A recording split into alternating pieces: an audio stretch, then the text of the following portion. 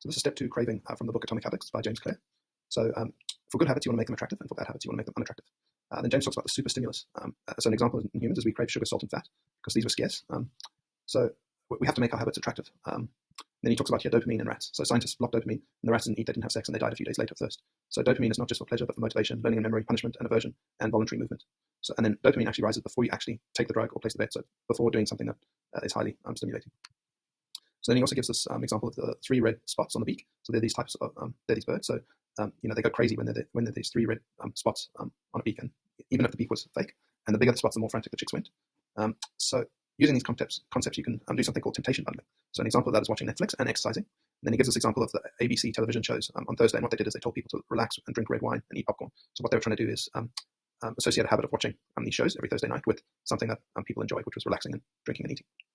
So then you can do your habits with habit stacking. So after current habit, I will habit I need. So after habit I need, I will habit I want. So after I pull out my phone, I'll do 10 burpees. And after I've done the 10 burpees, I'll go on Facebook. So that's the habit that you need, doing some exercise, and then that's the habit that you want, checking out Facebook.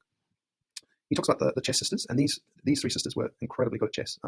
And the youngest became the youngest ever grandmaster and was world champion for 27 years. And what happened with these chess sisters is their parents just made them play chess from a very young age, and they believe that genius is not born but educated and trained. Then James also talks about close, many, and powerful. So close, people you hang out with help you maintain your habits. Many, and then he gives this example of different length lines. So this is where basically people showed 3 lines, and although they were clearly not the same length, if enough people said that the lengths were the same, then people tended to agree with them, even though they could tell that the lines were different. They didn't want to disagree with many, and then people also imitate those in power. So stopping bad habits, James gives this example of Alan Carr's easy way to stop smoking. So and that's about making smoking unattractive. So it goes. The book has things like smoking isn't social. You can be social without smoking, and then smoking doesn't calm your nerves; it destroys them. So people's underlying motives are to conserve energy, to obtain food and water, to find love and reproduce, to connect and bond with others, and then these are examples of the habit that could form out of these underlying motives. For example, using Tinder or browsing Facebook. Win social acceptance and approval. So they're posting on Instagram. Reduce uncertainty. So searching Google.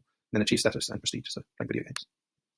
So this is a method you can use to help you with your habits. And so it's about reprogramming your brain to enjoy hard habits. So instead of I have to wake up early for work, you change that to you get to wake up early for work, and you get to make dinner for your family.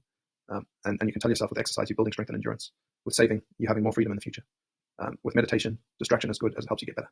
And then if you've got a big event, rather than I'm nervous, I'm excited, and adrenaline will help me perform better. Then James also talks about a motivation ritual, and you often see this in sport. It's a specific stretch up routine, for example. So it's a short routine you can do before you do something. So the example here has 3 deep breaths and then smile, and then you can use this routine pretty much in any situation. That's all I have for step 2, Craving. Carry on watching for the next chapter.